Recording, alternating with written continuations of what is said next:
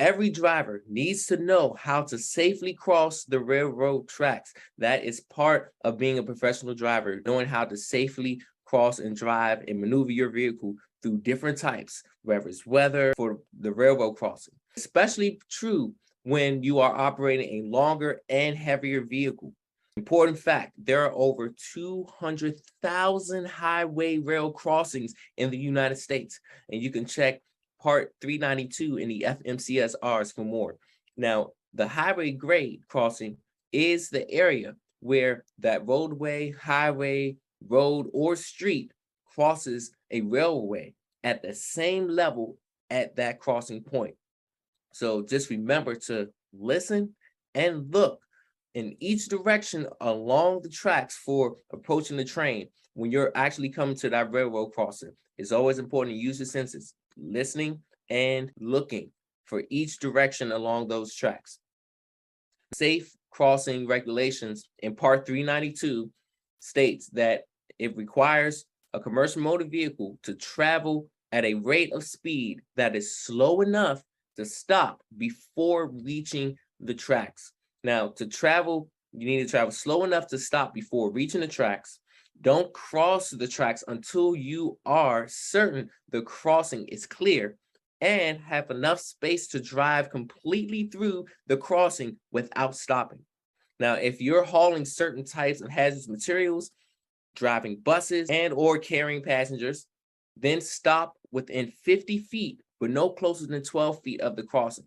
So you want to stop generally between 15 to 50 feet of the railroad crossing. And that's according to the FMCSR's Part 392, Section 392.10. And there are certain instances where it's not required to stop at a railroad crossing.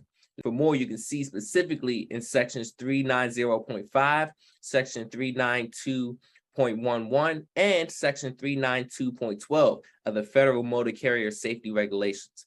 So be aware of your state and local laws regarding or addressing highway rail grade crossings.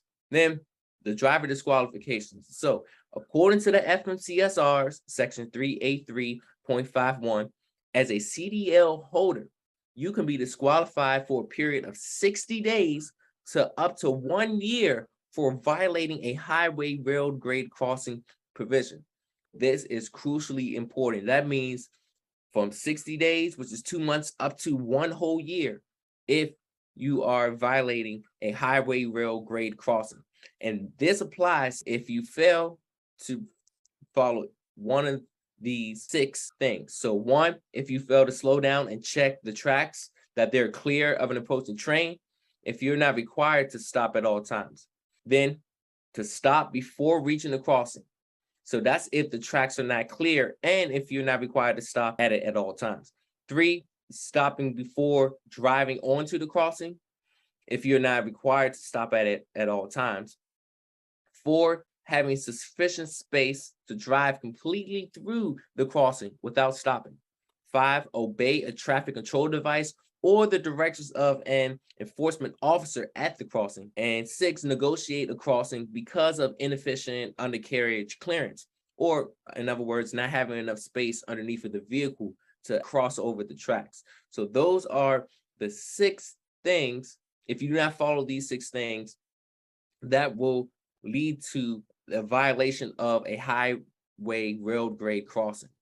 Hey, BET Trainer here. Listen, if you really had true value out of this video, go ahead and click that like button and share some honest comments about this video, because this is going to help other people as well see the video and get the value information, so that way they can be inspired by what you're doing right now as well. So also, if you want to get the latest updates, go ahead and click the subscribe button, so then you can be able to always be updated on the next instant video that will be put out. So again, go ahead and do that. And this video was sponsored by BET Life Services and CDL for Life.